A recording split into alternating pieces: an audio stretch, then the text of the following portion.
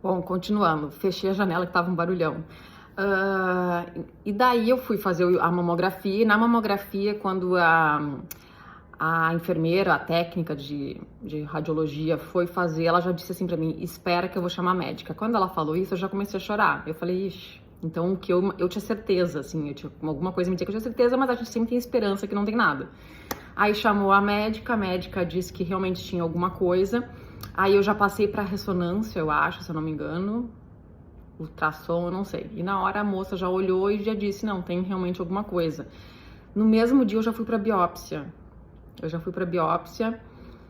E na biópsia, a médica que fez que puxou, né, ela já falou, mesmo que seja negativo, né, que não seja, que seja benigno, a aparência não é boa, então talvez seja bom tirar. Bom, e daí o que aconteceu? Aí foi pra fazer a biópsia, né, aí o meu médico já me liga e diz, vem aqui pro consultório agora.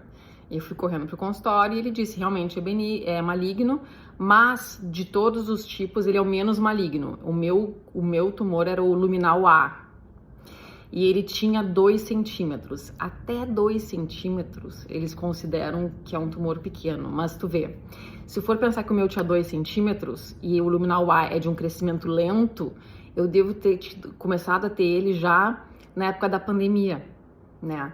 Então, bom, vamos marcar a data da cirurgia. Daí eu fui bem, uma paciente bem de pesquisar, assim. Eu fui em 4 mastos, fui em 4 oncos, até escolher o que eu iria fazer com o meu corpo, né? O meu masto é maravilhoso, eu super recomendo. E a onco eu tive muita dificuldade, porque cada um fala uma coisa, cada um tem uma técnica, cada um quer uma coisa, e eu queria pra mim, eu não queria que fosse padrão, eu queria que fosse pro meu caso, a minha época de vida, a minha idade, a minha situação e etc. Bom, então foi bem complicado, tá? O tratamento depois da cirurgia.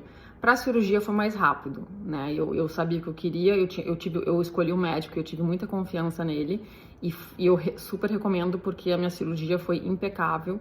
Foi um corte deste tamanho assim, ó, tá? Deste tamanho o corte.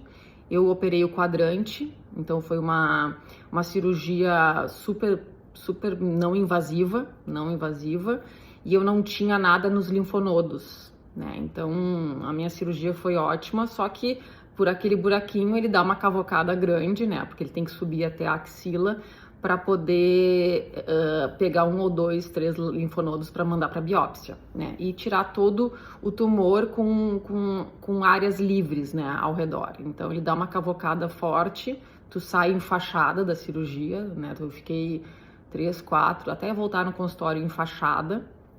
Tu não pode mexer em nada, mas me senti super bem, a cirurgia foi super boa. E uma questão até que foi eu e o médico entramos em conflito, porque eu trabalho na área portuária, na época fazia 18 anos, e eu queria ir na Intermodal, era início de março, e eu falei, não, eu posso operar aí pra Intermodal? Ele disse, de jeito nenhum, tu vai estar enfaixada, tu não pode sair andando aí por aí. Eu falei, bom, então eu vou ter que esperar a Intermodal. Ele, não, mas tu tem que operar rápido. Eu digo, não, eu vou esperar a Intermodal. Aí a Intermodal são 3 dias, terça, quarta e quinta. Eu fui terça, eu fui quarta, porque eu falei, eu tinha várias reuniões para fazer no Intermodal, eu tinha jantar para ir no Intermodal. E daí eu falei, eu fui segunda no Intermodal, fui na terça. Depois do Intermodal eu fui para um jantar que estava, por acaso, maravilhoso. E daí, do jantar, o jantar acabou tipo 11h30, eu fui para casa, tomei um banho, peguei minha mochilinha e fui pro hospital. Eu entrei no hospital 00:30, mais ou menos, pra dormir no hospital e acordar de manhã e já ir pra cirurgia. A cirurgia foi acho que 7, 8 da manhã, alguma coisa assim. Mas foi isso. Então eu tava no jantar já sabendo que eu ia pro hospital.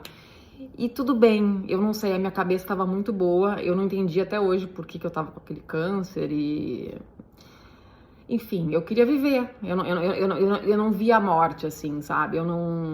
Eu acho que eu procurei bastante, eu sei que é uma doença que já matou muita gente, ainda mata, né? Mas, no caso, eu tinha muita certeza que com a minha biópsia e com a questão do tamanho dele, o meu único agravante era a idade, né? Porque eles falam, eu nunca ouvi tanto a palavra, tu é muito jovem para ter isso. né? Então, a questão da idade, eu já sou velha para fazer um monte de coisa, e para ter o câncer eu era muito jovem, e era unanimidade. Tu é muito jovem, tu teria que fazer uma pesquisa genética para ver por que tu teve esse tumor e etc. Eu vou te falar que eu ainda não fiz isso, tá? Eu não fiz a pesquisa genética. O meu tumor foi pro exterior para fazer um DNA do tumor, para eles decidirem se eu ia fazer quimioterapia, não ia. Aí eu mandei isso demorou para voltar, e por isso também demorou a questão de que tratamento que eu iria fazer, se eu iria fazer químio, só rádio, etc. A primeira médica que eu fui, eu não recomendo. Se quiserem depois me perguntar o nome, podem me mandar direct, eu falo o nome. Eu não recomendo, porque ela me coagiu a fazer quimioterapia vermelha e não sei o que, de 1000 sessões, e eu ficar careca, e eu dizia, não vou ficar careca, eu tô trabalhando, eu tô super feliz. Nada contra, mas é que a gente tem que entender que cada caso é um caso, né? E o meu caso, o momento que eu estava, a gente tem que entender que uma quimioterapia é uma agressão muito forte para o corpo, e ela traz consequências que talvez elas são inversamente proporcionais ao benefício. Por exemplo, se eu fizesse quimioterapia, eu teria 3% de sobrevida. Isso é uma coisa bizarra que os médicos falam muito de sobrevida, né? A minha sobrevida depois do câncer.